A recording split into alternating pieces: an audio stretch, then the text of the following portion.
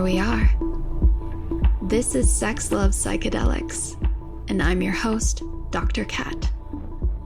Bringing you psychosexual conversations that will leave you intellectually turned on and hungry for more. My partner is in a new relationship, and I feel pressured to be their friend. What do I do? So relationships with partners, metamour, I'm assuming. Mm-hmm. I love this question. And first, I just want to offer like a big fat permission slip that you don't need to be their friend. It's okay to not be friends with your metamour.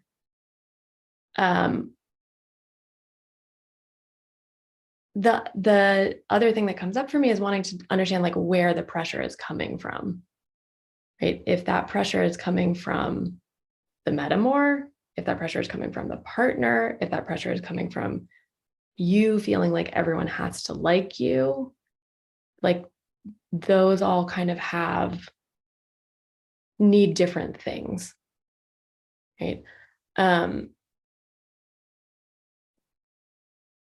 But I would say like sort of the commonality is it boiling down to understanding what do you want, right? Do you have some actual attraction to this person as a friend? Do you see commonality? Do you see things that you want to bond over with them? And can you separate that from the pressure? And if the answer is no, there's not actually like common ground that you want to nurture with them or reasons that you want to be their friend other than you think you should, giving yourself permission to not, and understanding that drawing those boundaries doesn't have to be mean or rude or bad in any way. It doesn't have to be harmful to any of the relationships. Like there are polite, reasonable ways to go about that. And that's assuming that you actually need to communicate a boundary. It may be in the situation that all you have to do is just let them have your relationship and you have your relationship and everything goes along just fine. Mm-hmm. If that pressure is coming from your partner and you don't want to be friends with the metamour,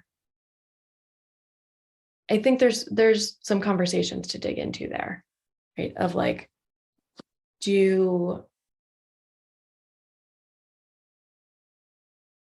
your partner need that?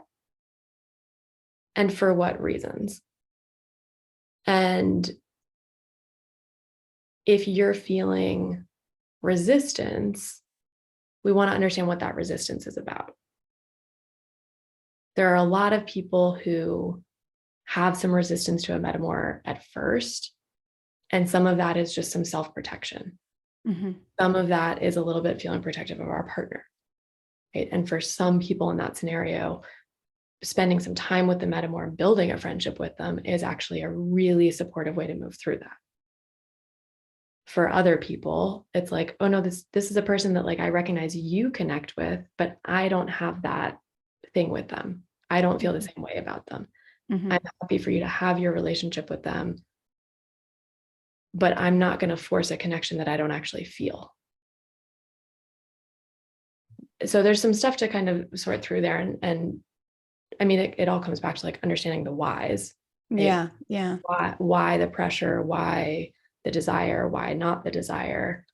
And then communicating about it in ways that are honest. Mm-hmm. And not misinterpreting honesty as being mean. Yeah. Yeah. There's a lot of permission, a lot of allowance to feel what you feel in the way that you talk. And I think that's so important for us. Yeah. To create the relationships and the love that we need. Well, that was fun. Thanks for tuning in, lovers. And if you want to experience more ecstasy and sexual liberation, head over to sexlovepsychedelics.com and learn about how you can join me for any one of my online or live events. And while you're there, grab my free guide on sex and psychedelics. Remember, this podcast is for entertainment and educational purposes only. Please contact your healthcare provider and local law before pursuing any of the products or psychedelics discussed. And one final note here. I make this show specifically for you. If you're loving the show, then be sure to leave me a review in iTunes or Spotify to let me know. Happy to be here and happy to serve. I'll see you next time on Sex Love Psychedelics.